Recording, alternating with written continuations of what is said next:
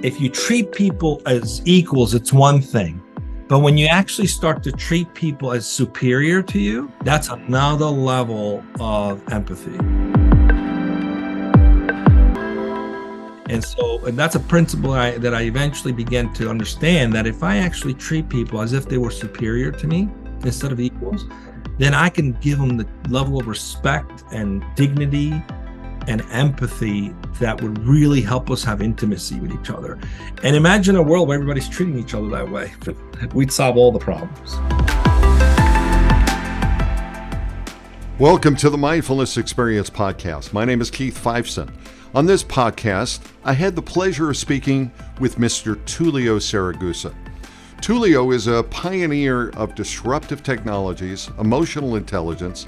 He's a thought leader, a speaker, an author, and a coach. And he shares his insights on mindfulness and its impact on personal and professional growth. With over 33 years of experience building world-class leadership teams in technology companies and startups, Tullio brings incredible expertise, and he's going to inspire you to live a more mindful life. He's been an advisory board member, currently is with the University of California, the Riverside Design Thinking Executive Program, and Tullio promotes a human-centered approach to innovation with a strong emphasis on empathy. He's also a founding member of the Radical Purpose Org, where he strongly supports and advises the advancement of human dignity in all aspects of life, including people-centric workplaces. So, whether you're new to mindfulness or you've been practicing for years, this podcast is for you. We're going to explore the power of mindfulness and its potential to transform your life and the workplace. Ladies and gentlemen, welcome Mr. Tullio Siragusa.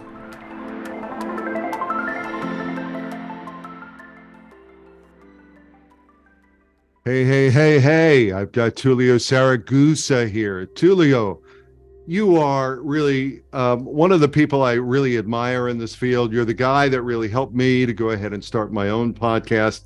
You're a thought leader. You've been around doing this for a long time, and you're still doing it, and you're still doing it even stronger today.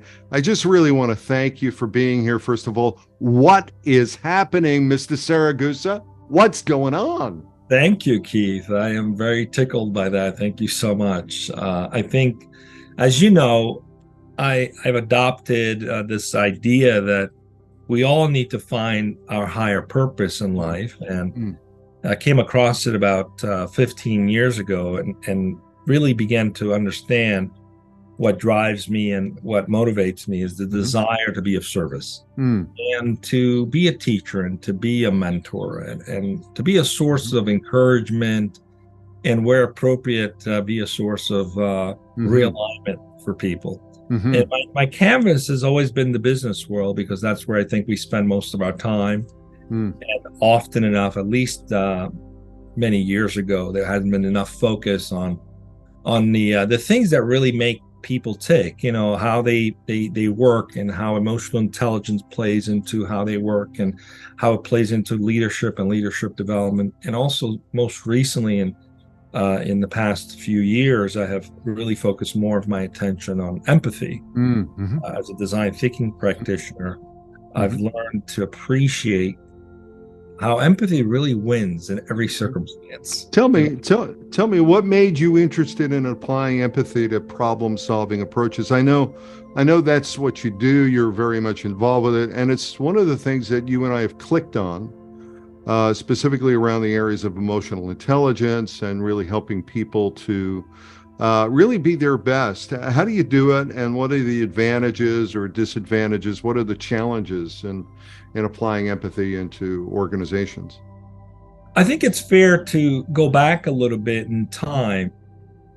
And I believe this is very similar to a lot of stories of people who get behind something. Usually it's something that they struggled with. And they sort of eventually stumble into the ha-ha moment of why they were stumbling with it, and then became really aware of the value of developing that skill. So, growing up, I cared about people, but I was kind of aloof when it came to empathy. I just saw things from a black and white point of view, and really didn't learn to see how the magic, so to speak, really happens in the gray areas of life.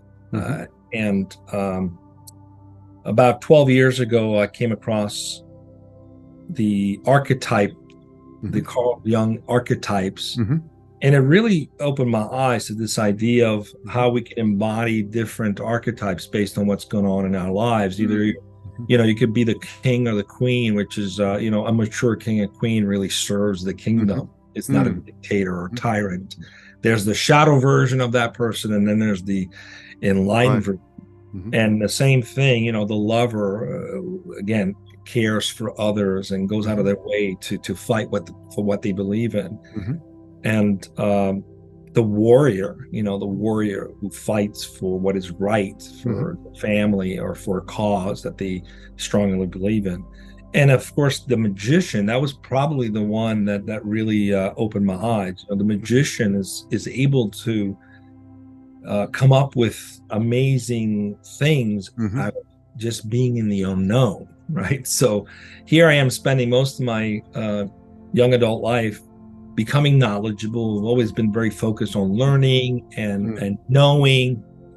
And I'm suddenly presented with this idea that you can't really translate knowledge into wisdom without first being okay with living in the unknown and staying there as long as possible until the wisdom emerges organically. And so that really informed me of this idea that, in order for me to be more effective as a human being, I need to adapt EQ principles. And the first one was self-awareness. So this self-awareness really opened me up. And then that journey has taken me down just this path where I began to really stumble on some key themes. And empathy came up as one of the things I learned through design thinking. And at first I was like, oh, that sounds good. But then I really started to own it and apply it. And by applying it, began to see how much it really impacts everything that we do in a positive way. And so I've come up with this mantra that not basically says, empathy always wins. You're competing with a client in a deal with competitors, empathy will win that deal. You're structuring an organizational environment that's a change, empathy will win how people adopt that change. Everything can be narrowed back to empathy, which is really, helping people, adopt what you're might be putting out there in a way that's benefiting them, and putting yourself in their shoes and walking with them through the process of change is really understanding this idea that if you treat people as equals, it's one thing. But when you actually start to treat people as superior to you, that's another level of empathy. And that's a principle that I eventually began to understand, that if I actually treat people as if they were superior to me instead of equals, then I can give them the level of respect and dignity and empathy that would really help us have intimacy with each other. And imagine a world where everybody's treating each other that way. We'd solve all the problems. Well, it sounds like a very Buddhist perspective. In Buddhism, we talk about compassion. We talk about treating all people, all beings as your mother, the whole idea of that. And I think there's I love this idea. I love, Jung and certainly Moore, and the whole idea of the king, warrior, magician, and lover, and the archetypes around that, and the idea that they all are in service to the king. So whether or not the king is, a king of light or a king of dark, that's really what rules the kingdom, and whether or not the kingdom's going to flourish or whether or not the kingdom's going to come down in love versus fear, uncertainty, and doubt, compassion, empathy, getting outside and looking outside of yourself to others is really at the cornerstone of that. I know you for quite a while, and I'm wondering, you've gotten involved in a lot of areas, Tullio, and this area of empathy is just great. And I was just interested, you seeing your background, how has your experience as an advisory board member at the University of California in their design thinking executive program impacted your views on using design thinking to drive what you call GTM tactics? That's really go-to-market tactics. And maybe you can talk about go-to-market tactics and what that's about. And, how does this all play? How does empathy play in that mix? Because it's exciting stuff. I feel like I'm talking to a rocket scientist. Thanks.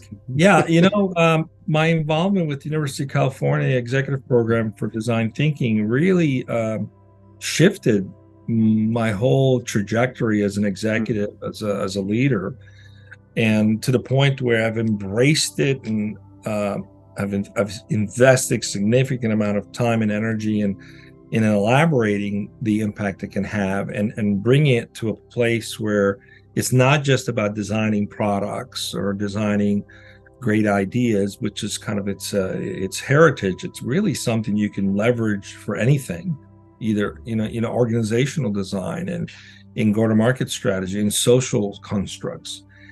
Because once you understand the dynamic of design thinking and how empathy is really the cornerstone of design thinking, then you can begin to shape everything around you from a perspective of the human to human element, right? Okay, so let's unpack that a little bit, because there's a lot there, right? I mean, aren't you really talking about, customer experience or customer journey and the various touch points along the way, and, really understanding where the hot points or the cool points are, and kind of that. I mean, this whole idea of design thinking, I need you to unpack that. What does that really mean? Is it around customer design journey? Is it about product? Is it about service? Or is it about all the above? It's all the above, and the heritage, definitely the genesis was more tied to that, right? But as you begin to expand it and you begin to apply empathy into it, then you can use it for a number of things. I've blogged about how it can be used for M&A, for post M&A integration, right? So let's just use that as an example. Mm-hmm. Company acquires 4 different companies and wants to integrate them. Now, one way to do it is, hey, we own you, you do what we say, here's what it is now, right? Mm-hmm. And there's a history of a lot of companies that have done it that way. Now, let's unpack what the impact that has on the people. Mm-hmm. Generally, people feel as if they've been bamboozled. There's been a victor and there's been a loser, right? There's a feeling of, oh, I just gave up my baby. I'm now not empowered anymore. I've lost my autonomy. There's a sense of basically disempowerment, right? Which causes people to disconnect, to disengage. It doesn't foster intimacy and teamwork. Friction, a lot of friction. It creates friction, absolutely. Whereas with design thinking, you acknowledge that someone did just give up their baby, and you take you acknowledge that and understand and put yourself in their shoes to understand what that looks like. And so you begin to design a model that enhances what they've created, doesn't take away from what they created. You can begin to think about a model where you come together as a brand instead of having a victor and a loser. You begin to plan out how the impact will be on the people that are involved. Mm-hmm. How can you create a model where they become more empowered? What changes do you need to do to create a more empowered environment? And so, for example, very recently in my company at Logic Gear, this is a very apropos example. 4 acquisitions and coming together has been the theme, and unifying together and creating a functional driven type of organization. Mm-hmm. Where we have created these roles that people can sign up for across the organization to be able to make an impact beyond the lane that they're typically in, to be able to learn about new things that are going on, perhaps because they're curious, they want to have a way to have a different trajectory for their career, to be able to empower people to step into leadership, to take on projects and coordinate those activities with a number of people. And so we've created roles, evangelists, ambassadors, observers, mm-hmm. Team leaders. And these roles are voluntary. They're not jobs. They're opportunity for people to do 4 key things that matter in terms of getting the best engagement. The first thing that people care about is to belong something that is greater than themselves. These are universal standards. That was part of the work that a lot of psychologists did with radicalpurpose.org. As you know, I co-founded that. And the second is the need for meaning behind what we're doing.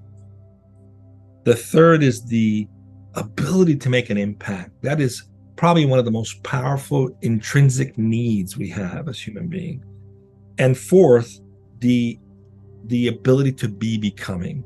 Again, another intrinsic value. So purpose, meaning, impact, and the ability to aspire or become something. Yes, exactly. So if you are a software engineer, for example, and your lane is building products and serving the needs of clients, for example, where can you make an impact beyond that? Where can you have an ability to be becoming beyond that? Where can you feel like you belong to something greater than yourself? Where can you have meaning behind what you're doing beyond what your day-to-day job is? Well, typically you don't, right? You're in your lane and you get paid to do a particular job and you don't have a clue what's going on everywhere else, right? And I'm not picking on software engineers. I'm just using that as an example. But now we say, hey, you can actually be an observer on the marketing side. Maybe you're curious about what goes on there. Be an observer, participate with those teams' activities, learn. And by the way, you can contribute ideas because sometimes the most amazing ideas come from the places you least expected. And if somehow you become intrigued about going in that direction and there's some value that you want to think in that direction, this is the easiest path because now you're participating with a team, you're contributing, you're actually making an impact, and you're becoming. And at the same time, you get to have greater meaning behind what you're doing because you're starting to understand the business ramification about what you do day in and day out, and you become part of the greater picture. So this design is all about empathy. It's being empathetic to the need of people for having these 4 things available to them. So you can structure and create an organizational construct that enables this to be possible without, and by the way, from a business impact point of view, you have a bunch of volunteers that contribute to the growing needs of the company. And most organizations that operate this way tend to have less middle management layers because there's a lot more activities going on across the organization and tend to be more profitable, as much as 7x more profitable than the S&P 500. So it's not only just good for people, it's good for business. So, and when those things come together is when you have magic. So design thinking isn't just about designing a product or go-to-market strategy. It's literally the way you create the interaction that people have around a purpose. Love it, absolutely love it. Let me ask you, I want to get back to a couple of things. I want to get back to radicalpurpose.org, your company you founded, but I also this whole effort, but I also want to ask you, what you're talking about now really requires a kind of a mindset from this hierarchical perspective to a more collaborative mindset where everyone's working together towards a purpose-driven organization. And, everyone has a purpose and everyone has a broader purpose. What do you think needs to change in modern workplaces to make them more conducive to collaboration and innovation? Because really what you're talking about is the ability for individuals to collaborate, have purpose, have meaning, provide innovation, to provide, insights from other, areas of the organization that may not be within their lane, as you say. Yeah, I think I would encourage people to read a book called Team of Teams by General Stanley McChrystal. And it really emphasizes why, we failed in Vietnam, for example, right? It talks about the command and control structure that doesn't foster teamwork. So any organization that is, as you mentioned, hierarchical tends to have a very command and control structure. So you got a number of people at the top making all the decisions. Right. no engagement to talk about how that would impact people or to even have a conversation about it. And that basically creates an environment where you don't have teams that are engaged, right? But isn't that like most of the that's the beginning of quiet quitting, by the way. But isn't that the most of the organizations out there? I mean, you said the you mentioned the S&P 500 7X, and I'm wondering what companies are those like that you're talking about? Well, we don't have to single them out, but probably 98% of the companies out there operate this way. It's an old model, right? It's the Industrial Revolution model, which was the assembly line model. But the problem is we've applied the Industrial Revolution model into the knowledge worker space, and people are just fed up with it. And the newer generation's like, I'm not having this, right? So, but if you look at what's the real root problem of this system, there's no empathy. It lacks empathy. It's treating people like machines, which is appropriate when you're building, machines. In the industrial environment, machines. But when you're in the knowledge space where it's a people to people kind of thing, the environment can't be aligned around producing widgets. Beautiful. It's got to acknowledge that there's emotions and feelings and aspirations and fears. And so if you design with that in mind, you can actually accomplish more, but you get adoption faster, right? So when we recently went through an exercise where we decided, okay, we have 4 companies coming together. Let's redefine our values. What are our collective values as we come together as one company?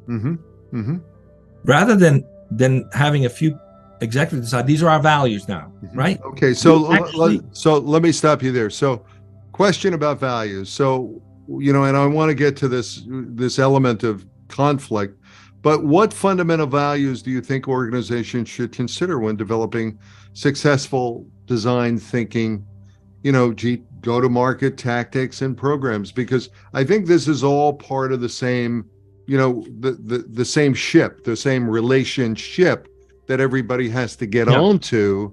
And it's the thing that hopefully drives the purpose and the collaborative, equality, the equanimity within the organ, rather than having that hierarchical perspective. And you go back to it again and again. I wonder, how do you do this? The very first step of design thinking is listening and questioning. It's learning. So what we did is we asked every employee that wanted to participate to design our values. And then we looked at it like a tree. The roots were the values. So everyone contributed their personal values, what it meant to them. And then we looked at all the inputs. We had about 300 plus different values that were inputted. And the amalgamation of that came out to be 4 distinct values that were representative of the entire collective. One was integrity, empathy, respect, and teamwork. So that's the foundational. Can you repeat that one more time? Integrity, empathy, respect, and teamwork. Those were the top 4 values that were designed by the employees. And this is, by the way, there was no input from this is over at Logo Gear where you're at, right? Logic Gear. Oh, Logic Gear, sorry. Yes, that's where I'm at right now. And so then what we did is talk about, okay, these are the foundational values. What is the embodiment of these values according to you personally? If I am someone who embodies integrity, what does that look like? What does it mean to embody integrity? What does it mean to you personally? So everyone inputted those inputs, right? And then we did a lot of work to, basically synthesize them into something that's comprehensive. And then the next step, the final step was now that we've identified our values and the embodiment of those values, what results do we expect for ourselves, for the company, and for our clients because we embody these values? And again, everyone defined them. And what came out of that was incredibly surprising how powerful these values synergize together and really create value for clients. The idea of a client doing business with a company like us that embodies integrity, empathy, respect, and teamwork means that they're going to have an exceptional experience driven by the desire for shared success. And that's the key thing. It's not about us being successful or the client being successful. It's about sharing in that success, which is driving intimacy. So the teamwork extends beyond the walls of the company. But all that would not be possible to have that kind of intimacy and to have that kind of culture where the employees defined it without having asked them and getting their input and valuing their input, and also not changing those inputs or manipulating them in such a way that that it goes back to what a few guys or people thought it should be.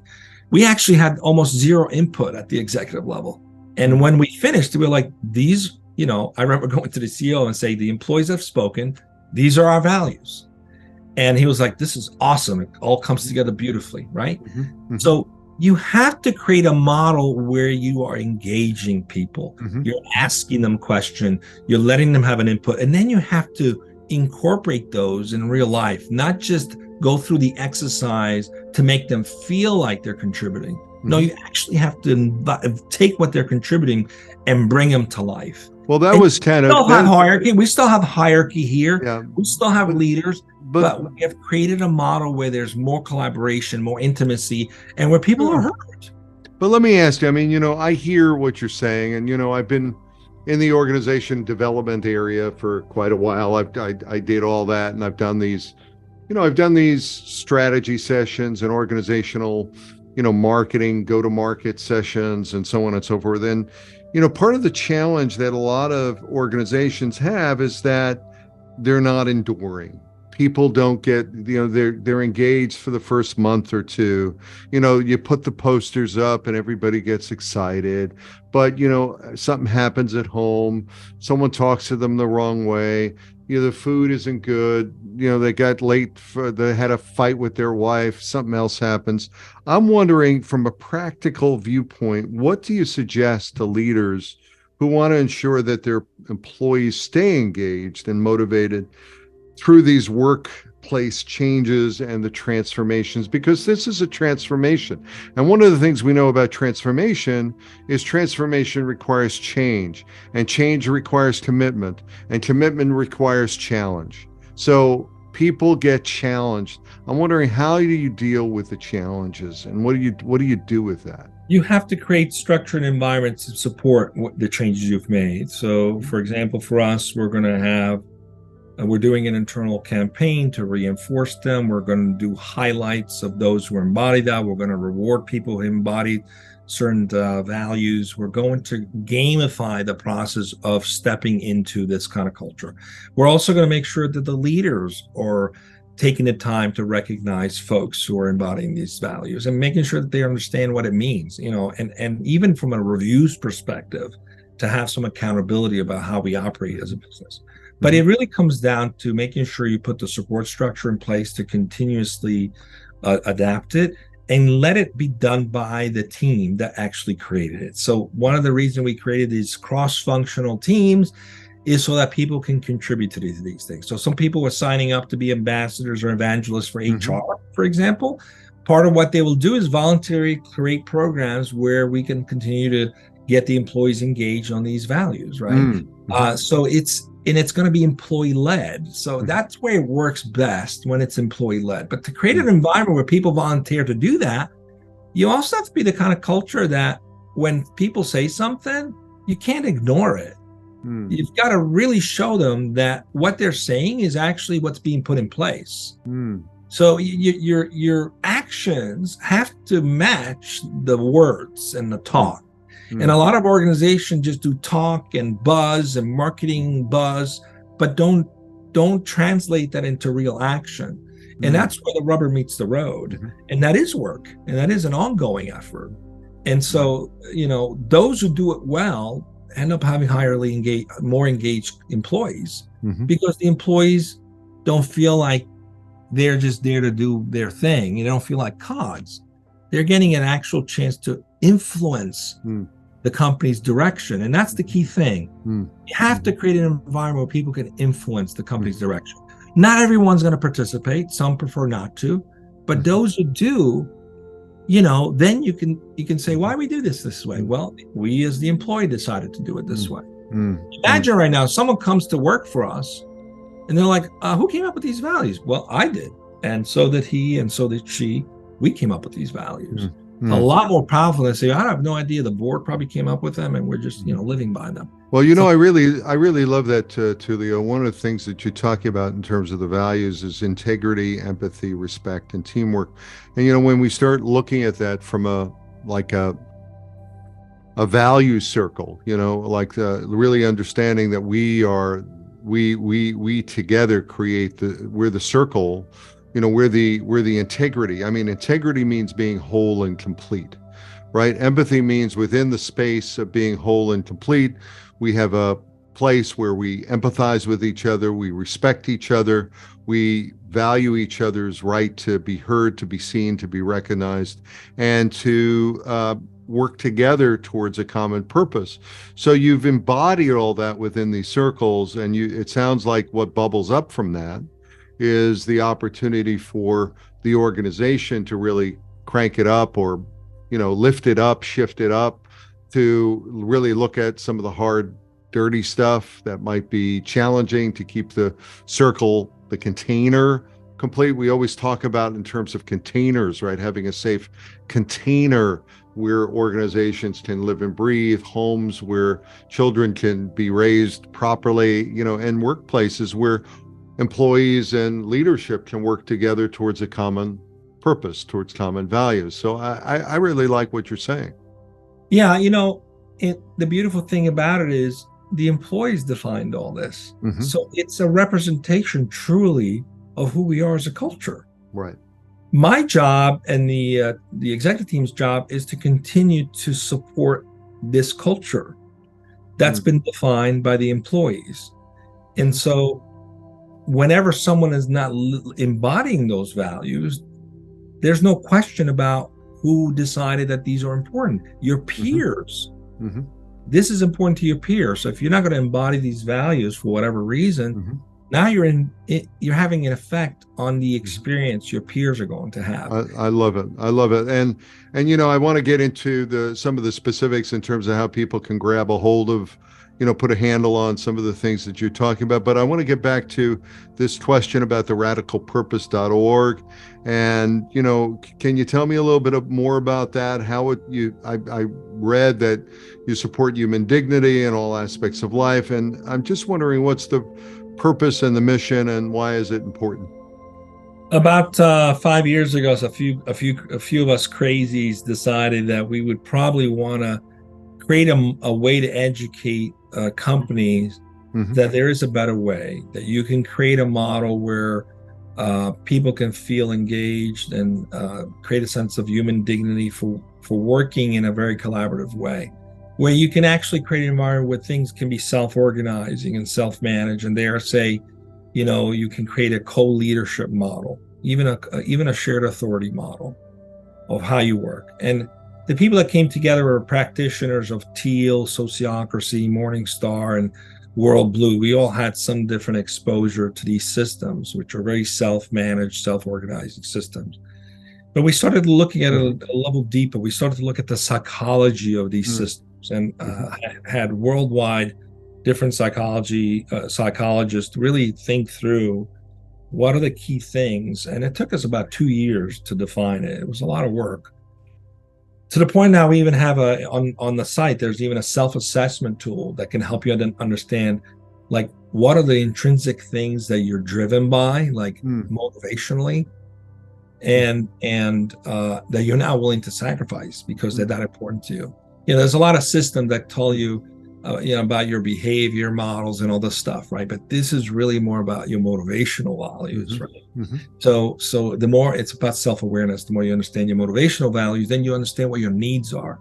Because part of the problem is, one, we don't think we have the right to express what our needs are, because the command and control structure doesn't foster talking about what your needs are.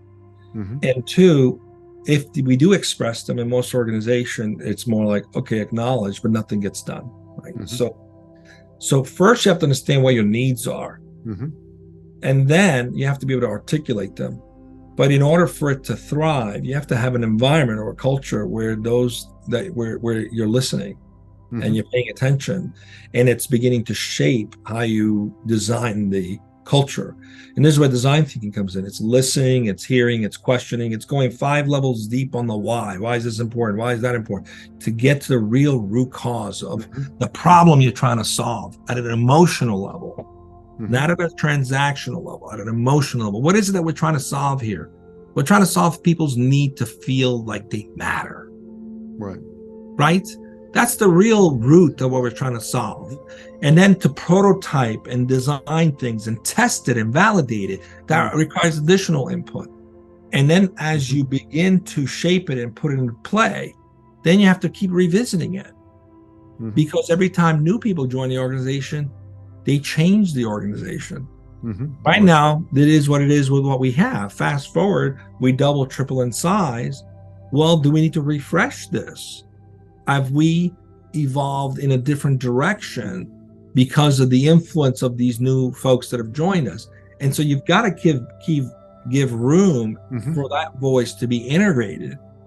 Because every time you hire someone, they make a change. They do impact a change. Right. So to not have systems in place that, systematically values that and takes that and puts them again into the design process, is doing yourself as a business an injustice, not to mention the injustice to the team. To not do that. Yeah. Yeah. That makes sense. And it sounds to me like, all of this is in purpose to having an organization that runs smoothly, having teams that work together, as you say, integrity, empathy, respect, and teamwork. But that's all towards the organization's benefit and growth. And then, of course, when you have an organization that's happy and working together, you have a better customer experience, right? You have a greater impact on the relationship, and it's more sticky, and it's a longer term relationship, and your satisfaction scores are much better, right? It goes both ways. I mean, think about the client, right? If you don't take the time to truly understand what the client needs and what problem you're really solving, you're just touching the transaction layer of their needs. So let's just a quick example. If you're a CTO of a software company building a product, one of your intrinsic needs, you need to have good talent, good people that can help put the product roadmap on track, keep the product roadmap on track. That's a transactional need, right? If you really dig in and understand what that person needs, you have to understand, number one, their motivation, their fears, their aspirations. Right. Their journey. They're a person, right?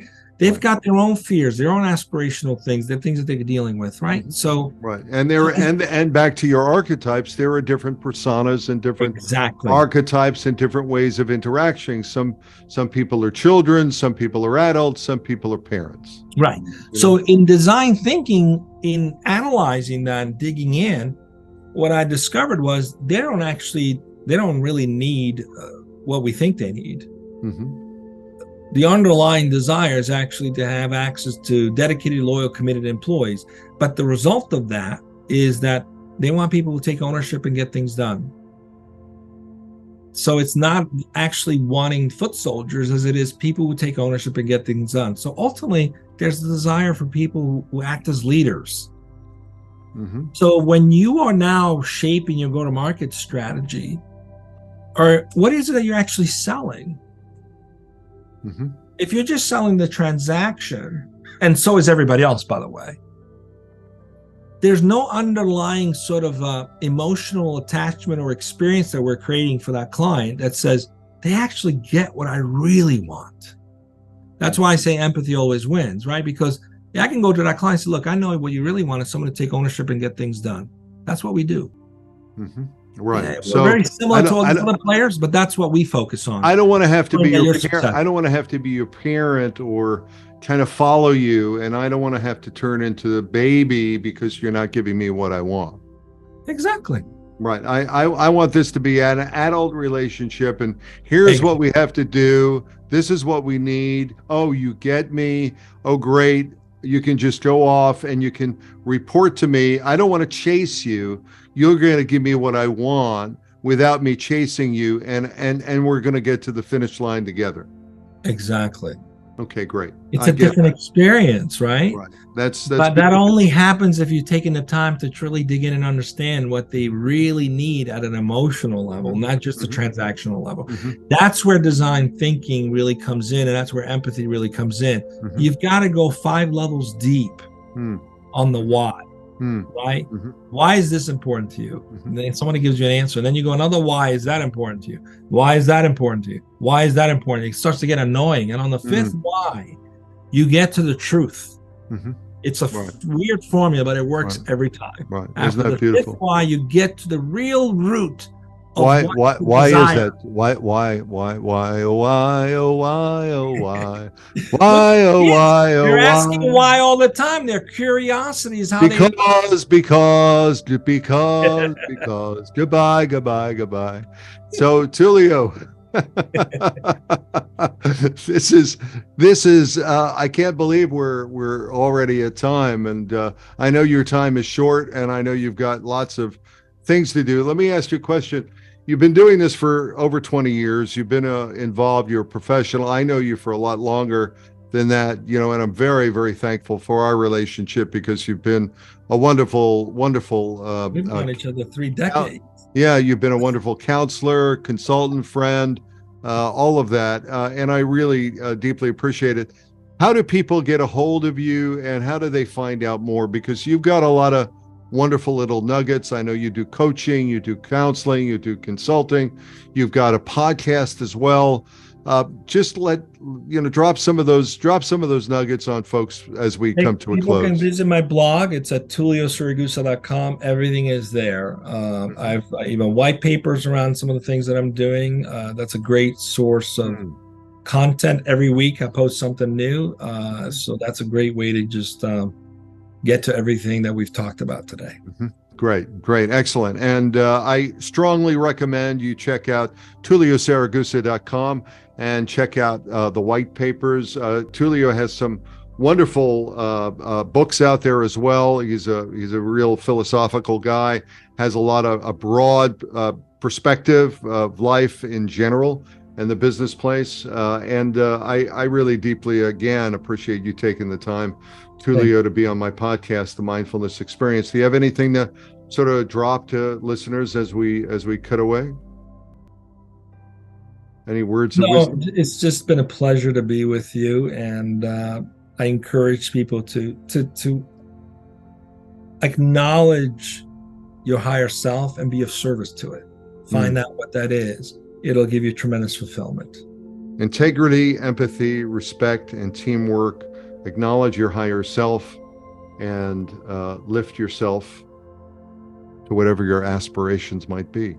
Thank you, Tullio, for your time, and I sincerely appreciate it. Thank you, my friend.